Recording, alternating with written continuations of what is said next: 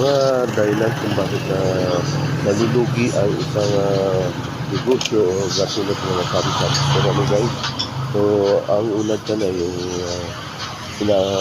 nag-expire kanilang mga paninda no guys. So inaabot na ng expiration dahil sa Pinas, mga tinapay. So kailangan guys, huwag tayo mag-overstock ano. Yung stock natin kailangan yung sakto lang na napapaubos natin siya bago dumating yung expiration ng isang produkto ano.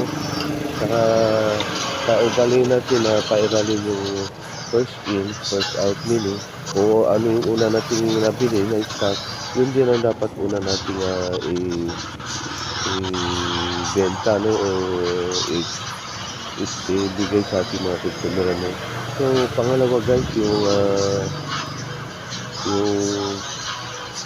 mga nasisira dahil sa mga pastry ano. So kailangan guys, napalagay natin na malinis yung ating tindahan ano, para maiwasan natin yung pastry dahil mga daga, mga kung ano yung mga kumakain ng ating mga paninda no.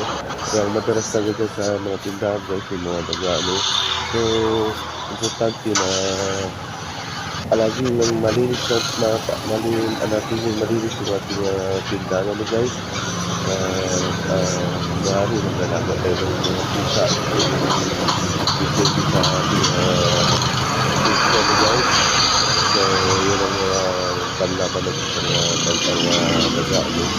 Kaya ako guys, kasi yung pusa ko dito, kaya simula nung mag-alaga ako talagang halos maubos na yung daga sa amin.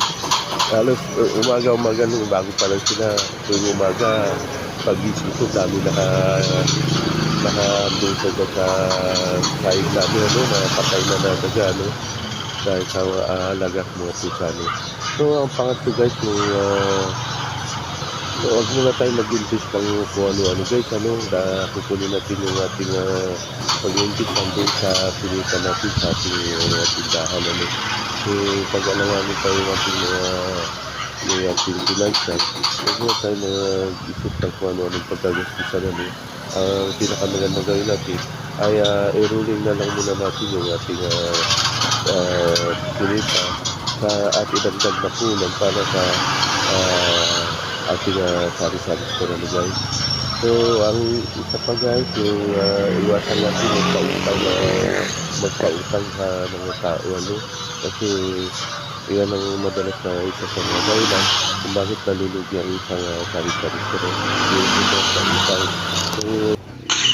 kasi guys, pag magpautang pero wala na tayo ng kapital no, or mababawasan na yung ating puhunan kung hindi tayo babayaran sa tamang panahon ano guys.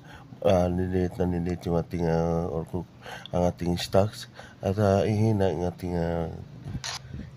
ating sales at hanggang sa dumating na mababankrupt na ating tindahan guys ano, dahil wala na namang stock talaga na ubos. So guys, hanggang dito na lang muna no. Dadagdagan na lang natin sa susunod na video ang iba pang dahilan kung bakit nalulugi ang isang negosyo o katulad ng sari-sari store ano guys. Maraming salamat muli sa inyong lahat at God bless.